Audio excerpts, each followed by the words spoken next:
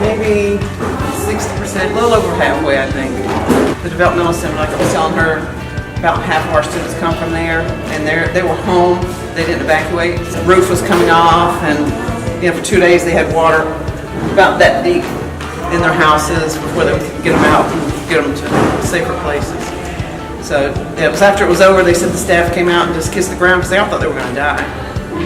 People there were on oxygen, tube feed. It's an experience nobody wants to go through. We appreciate you guys so much. When I got the call, and I'll try not to tear up because I don't like to be like that. When I got the call talking about what you guys were going to do for us, or could you do anything for us, what can we do? She started off by saying, we just want you to know that people haven't forgotten you. We know you're not okay. It was just like, nobody has said that to us. Everybody thinks we're fine,